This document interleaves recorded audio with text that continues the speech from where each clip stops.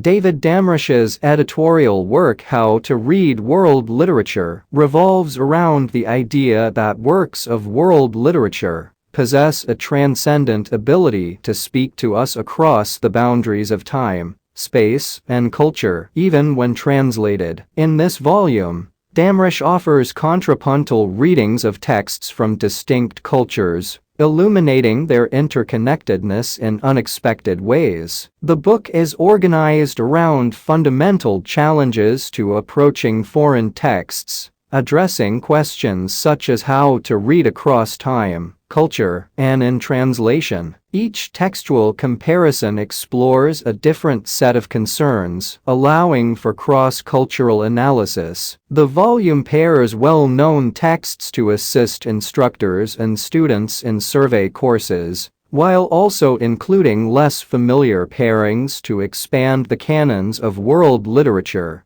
and engage scholars of comparative literature. Damrosch's argument is that even works with no direct cultural influence or contact can be read productively together. For example, he highlights the similarities between Sophocles' Oedipus the King and Kalidas's Shakuntala, particularly in their shared emphasis on fate. Damrosch suggests that Sophocles is closer to Kalidasa than many later Western playwrights, emphasizing the textual affinities across civilizations. This attention to textual connections across cultures is not only valuable for teaching world literature to undergraduates, but also significant for the future of comparative literature as a scholarly discipline. In the epilogue, Damrosch calls for serious readers of world literature to learn at least 2 foreign languages, one from their home region and another from a very different part of the world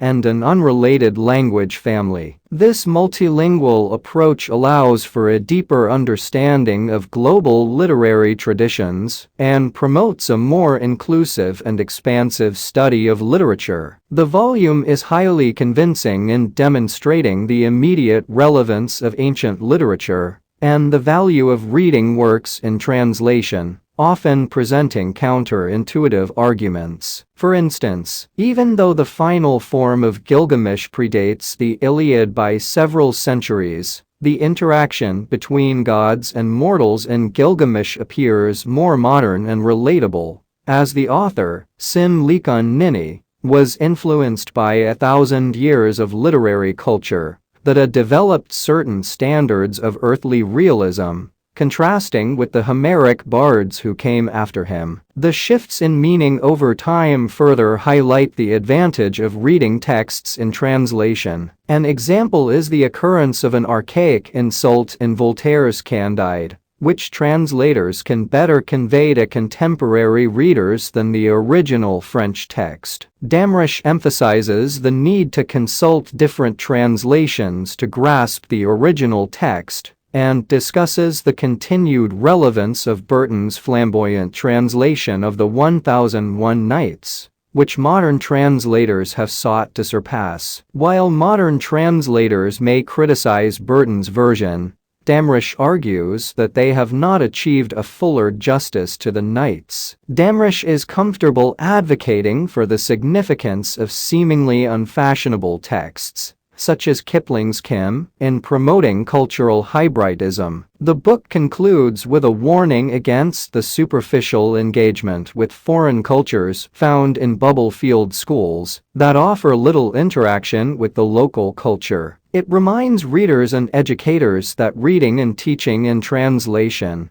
should foster genuine cross-cultural curiosity, leading to the study of other languages and cultures. Damrosch's work on world literature, exemplified by the Longman Anthology of World Literature, of which he is the general editor, places works from different cultural contexts in dialogue with one another, ensuring the participation of non-Western works. The strength of this volume lies in its honest acknowledgement of the difficulties of reading foreign works, and its incorporation of these central questions into the book's structure, avoiding a geographical organization that might be more familiar but susceptible to accusations of literary tourism. Instead, it focuses on how literature can be read across cultures, pairing the familiar with the unfamiliar, the intuitive with the counterintuitive, and integrating insights from specialists with observations of cross-civilizational affinities that resonate with both students and scholars.